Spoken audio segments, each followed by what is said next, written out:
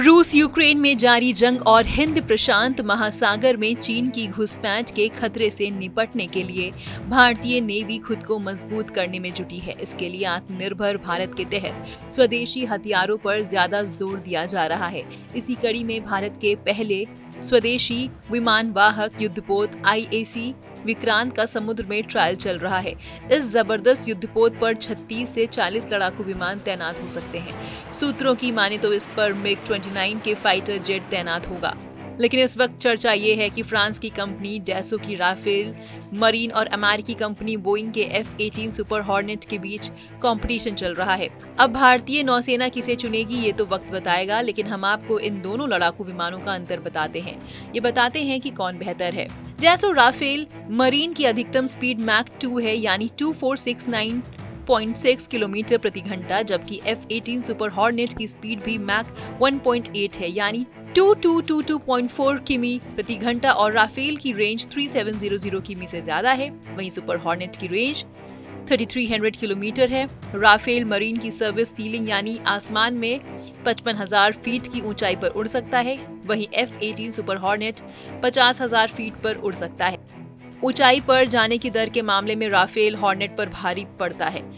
Rafale 304.8 metre प्रति second की speed से आसमान की ओर जाता है। 50.1 फीट लंबे राफेल मरीन में एक पायलट की जरूरत होती है। इसका विंग स्पैन 35.4 फीट और वजन 10,300 किलोग्राम है। वहीं F-18 सुपर हॉर्नेट में 1 या 2 पायलट बैठ सकते हैं। इसकी लंबाई 60 फीट और विंग स्पैन 44 फीट है। इसका वजन 14,552 किलोग्राम है, यानी हॉर्नेट ज्यादा भारी है। अब ये भी जानिए कि किस मामले में किस विमान को कौन सी BVR रेटिंग मिली है। फाइटर जेट्स को इंटरनेशनल लेवल पर इस तरह की कई रेटिंग से होती है, जिसमें BVR रेटिंग अहम है।